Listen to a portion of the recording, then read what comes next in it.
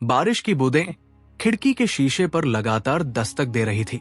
कमरे की मध्यम रोशनी में आयशा खिड़की के पास खड़ी थी। उसके हाथ में एक पुराना फोन था। फोन की स्क्रीन पर हारिस की वही तस्वीर जगमगा रही थी जो बरसों पुरानी थी। तस्वीर देखते हुए उसकी आंखों में नमी उतर आई। दिल में छुपा हुआ दर्द होंठों पर आ गया। आयशा आहिस्ता सी आवाज में बोली, कुछ साल की बात थी ना हारिस, तुमने कहा था लौट आऊंगा। ये कुछ साल 7 साल कैसे बन गए? फोन खामोश था, लेकिन आयशा के सवाल बारिश की बूंदों की तरह गिरते जा रहे थे। बाहर बारिश बरस रही थी और अंदर उसके दिल में सवालों की बारिश। मोहल्ले की तंग गलियों में बचपन के दिनों की खुशबू बसी हुई थी। आयशा और हारिस की कहानी वहीं से शुरू हुई थी। स्कूल के दिनों की हंसी, शाम की छत पर बैठे ख्वाब देखना और एक दूसरे के साथ बचपन की मासूम बातें, यही सब उनकी दुनिया थी। एक गर्मियों की शाम दोनों छत पर बैठे सितारे गिन रहे थे।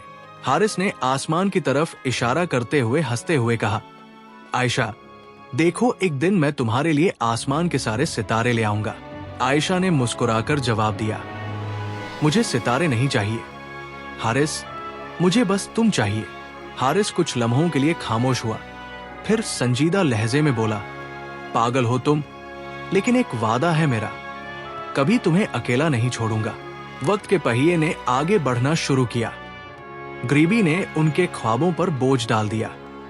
हारिस के वालिद बीमार रहने लगे और घर की जिम्मेदारियां बढ़ती गई। एक दिन हारिस ने आयशा को बताया कि उसने परदेस जाने का फैसला कर लिया है। वो थके हुए लहजे में बोला, आयशा यहां कुछ नहीं बचा, मैं परदेस जा रहा हूं। वहां मेहनत करूंगा, पैसे कमाऊंगा और वापस आकर तुम्हें अपने हाथों से सेहरा पहनाऊंगा। आयशा की आंखें भर आई। वो कांपते लहजे में बोली, क्या तुम्हें लगता है पैसा वक्त की जगह ले सकता है? इब्तिदा में हर हफ्ते खत आते रहे, फिर फोन कॉलें, लेकिन वक्त के साथ सब कम होता गया। एक दिन आया कि खामोशी ने उनके रिश्ते को जकड़ लिया। आयशा खिड़की के पास बैठकर सोचती रहती, क्या मोहब्बत भी वक्त के साथ कमजोर हो जाती है या सिर्फ लोग बदल जाते हैं? 7 साल बीत गए थे। इंतजार की जंजीरें अब इतनी भारी हो चुकी थी कि आयशा के वालिदैन मजीद बोझ बर्दाश्त न कर सके। एक दिन घर में शोर मच गया। रिश्ता आया था। खानदान वाले कह रहे थे कि ये रिश्ता अच्छा है, इज्जतदार है और वक्त भी अब हाथ से निकल रहा है। मां ने नरमी मगर सख्ती के साथ कहा, बेटी हमने बहुत इंतजार किया है, अब और नहीं, ये रिश्ता अच्छा है, हम तुम्हारी खुशी चाहते हैं। आयशा की आंखों में आंसू तैरने लगे। वो कांपती आवाज में बोली, अम्मी हारिस ने वादा किया था, उसने कहा था वो लौट आएगा। वालिद ने सख्त लहजे में जवाब दिया, वादे वक्त पर पूरे किए जाते हैं। आयशा जिंदगी ख्वाबों से नहीं चलती, हम तुम्हें अकेली नहीं देख सकते। शादी का दिन करीब आया। कमरे में लाल जोड़ा रखा था, जेवरात सजाए जा चुके थे, लेकिन आयशा का दिल बोझल था। हर लम्हा उसके कान हारिस की आहट सुनने को तरसते रहे। वो बार बार दिल में कहती, काश वह आ जाए, काश वादा निभा ले। उसी लम्हे अचानक दरवाजे पर जोर की दस्तक हुई। सब हैरान हुए। दरवाजा खोला गया तो सामने हारिस खड़ा था। उसका चेहरा वक्त और परदेस की थकन से भरा हुआ था। आंखों में नमी और होठों पर कांपती मुस्कान थी। वो हल्की सी आवाज में बोला, मैं आ गया हूं। आयशा देखो, सब ख्वाब सच करने के लिए वापस आया हूं। आयशा की आंखों से आंसू बह निकले। वो टूटे हुए लहजे में बोली, कुर्बानी वक्त की होती है हारिस, और वो वक्त तुम्हारे साथ नहीं था। कमरे में सन्नाटा छा गया। सबके दिलों में तूफान बरपा था। मोहब्बत की कहानी अपनी सबसे कठिन मोड़ पर आ गई थी।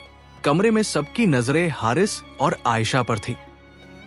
हारिस के हाथ कांप रहे थे और आयशा का दिल चीख रहा था, लेकिन लबों से सिर्फ खामोशी टूट रही थी।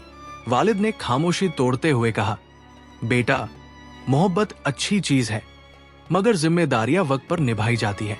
7 साल किसी बेटी के नसीब को लटकाने के लिए कम नहीं होते। हारिस ने नजरें झुका ली। उसके पास अल्फाज थे, मगर हिम्मत नहीं थी। वो धीरे से बोला, मैंने तो हर दिन तुम्हारे लिए जिया आयशा। मेरा मकसद सिर्फ तुम्हें बेहतर जिंदगी देना था। आयशा के होंठ कांपे, आंखों में नमी मजीद बढ़ गई। वो धीरे से बोली, बेहतर जिंदगी सिर्फ पैसे से नहीं बनती हारिस। बेहतर जिंदगी वक्त और मौजूदगी से बनती है। जब मुझे तुम्हारे साथ की जरूरत थी, तुम मेरे पास नहीं थे। तुमने मुझे ख्वाब दिए, लेकिन वक्त ने वो ख्वाब तोड़ दिए।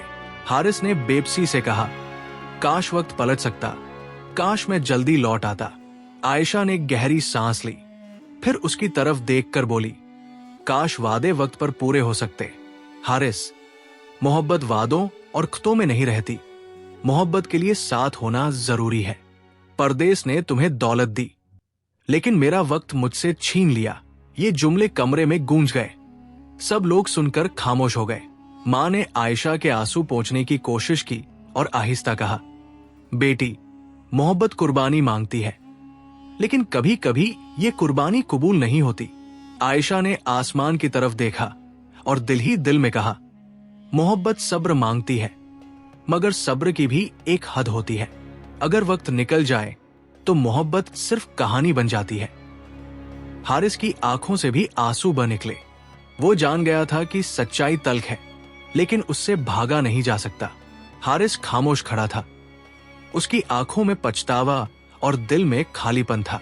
आयशा के आंसू जमीन पर गिर रहे थे, लेकिन उसके अल्फाज सबके दिलों को हिला गए थे।